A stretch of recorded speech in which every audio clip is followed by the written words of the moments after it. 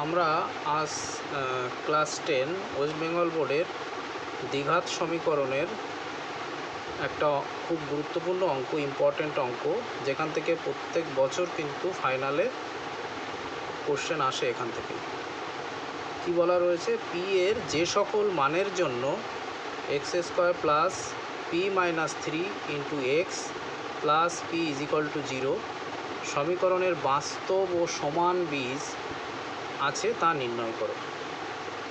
আচ্ছা, এই অঙ্কটা করতে গেলে আমাদের দ্বিঘাত সমীকরণ সম্পর্কে একটু ধারণা রাখতে হবে।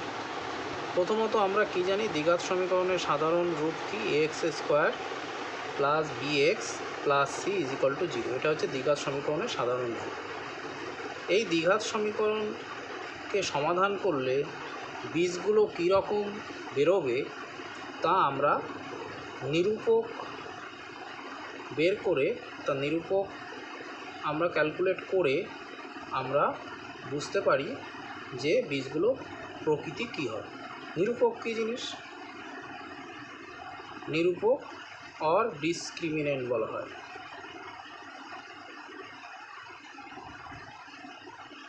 ডিসক্রিমিনেন্ট কী জিনিস? নিরূপক হচ্ছে B square minus 4ac। B square কী জিনিস? বি স্কোয়ার হচ্ছে এক্সের সহগ, আর এ হচ্ছে আমার এক্স স্কোয়ারের সহগ, আর সি হচ্ছে কনস্ট্যান্ট টার্ম বা ধ্রুবক। নাম্বার 1 কন্ডিশন হচ্ছে বি স্কোয়ার মাইনাস 4ac আমরা যদি বের করি, করে যদি 0 পাই, 0-র ইকুয়াল পাই, তাহলে বীজদ্বয় বাস্তব ও সমান হবে। নাম্বার 2 কি, বি স্কোয়ার মাইনাস 4ac যদি গ্রেটার দ্যান 0 হয়, তাহলে বীজদ্বয় বাস্তব ও অসমান হবে। নাম্বার 3 কন্ডিশন হচ্ছে বি স্কোয়ার মাইনাস 4ac যদি লেস দ্যান 0 হয়, তাহলে হচ্ছে বীজদ্বয় কাল্পনিক হবে, অর্থাৎ কোনো বাস্তব বীজ আমরা পাবো না এই কন্ডিশন। তাহলে এই তিনটে কন্ডিশন কিন্তু খুবই গুরুত্বপূর্ণ। এই নিরূপক বের করে আমরা দ্বিঘাত সমীকরণের বীজের প্রকৃতি আমরা জানতে পারি। এবার আমরা অঙ্কে আসি। কি দেওয়া রয়েছে আমাদের অঙ্কে? X square plus P minus 3 into x plus P is equal to 0।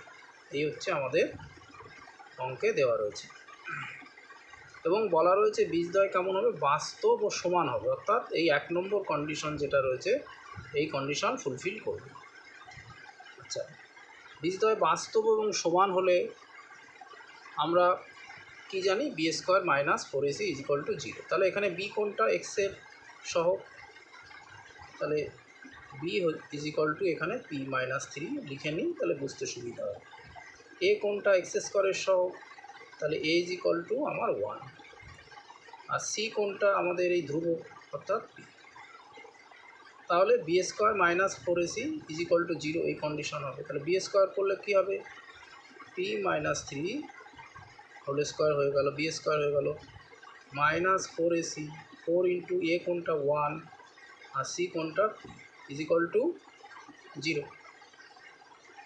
এবার দেখা যাক এটাকে যদি এ মাইনাস বি হোল স্কোয়ারের ফর্মুলায় ফেলি, তাহলে কী হয়? P square minus 2ab, 2 into p into 3 plus b square, b square করলে কত হবে? 3 square minus 4p is equal to 0। তাহলে পি স্কোয়ার মাইনাস এখানে 6p হবে, প্লাস 3 দিয়ে 9 হয়ে যাবে, minus 4p is equal to 0। আচ্ছা, P square minus 6p minus 4p করলে কত হবে? Minus 10p plus 9 is equal to 0। এবার দেখা যাচ্ছে এটা মিডল টার্ম ফ্যাক্টরে কিন্তু ফ্যাক্টরাইজেশন করতে হবে, উৎপাদকে বিশ্লেষণ করতে হবে। তা উৎপাদকে বিশ্লেষণ করতে গেলে আমাকে কত আনতে হবে? 10 আনতে হবে। এখানে কত আছে? 9 রয়েছে। তাহলে 10 আনতে গেলে আমরা কি 9-এর সাথে 1 গুণিতক আকারে 1 আমরা ধরতে পারি, তাই তো? যে কোনো সংখ্যার সাথে 1 গুণিতক আকারে সবসময় থাকে। তাহলে 9 প্লাস 1 করলে কি আসে? 10 আসে। তাহলে পি স্কোয়ার মাইনাস 10-এর জায়গায় লিখতে পারি 9 + 1 বাইরে পি প্লাস 9 = 0। তাহলে এখানে যদি গুণ করি -9p, এই প্লাসটা কিন্তু মাইনাস হয়ে যাবে, ব্র্যাকেটের আগে মাইনাস থাকলে ব্র্যাকেটের মধ্যে সাইন কী হয়ে যায়, চেঞ্জ হয়ে যায়। তাহলে -p + 9 = 0। এখানে কিন্তু অনেক স্টুডেন্ট ভুল করে দেয়, এখানে মাইনাসটা বসায় না, এটা খেয়াল রাখতে হবে। এই দুটো থেকে p কমন নিলাম, তাহলে p - 9, এখান থেকে -1 কমন নিয়ে নিলাম, তাহলে p - 9 = 0। তাহলে এখানে কি হচ্ছে, p - 9 আবার কমন নেব, p - 9 কমন নিলে থাকবে p - 1 = 0। তাহলে p - 9 = 0, তাহলে p কত হবে, 9। আবার p - 1 = 0, তো p কত হয়ে গেল, 1। তাহলে p এর মান আমরা কি পেলাম, p এর মান 9 পেলাম আর p এর মান 1 পেলাম। এটাই হচ্ছে আমাদের বের করতে বলেছিল এই p এর যে সকল মানের জন্য। তাহলে p এর মান আমরা কি পেলাম, 9 এবং 1 এর জন্য বীজদ্বয় বাস্তব ও সমান হবে।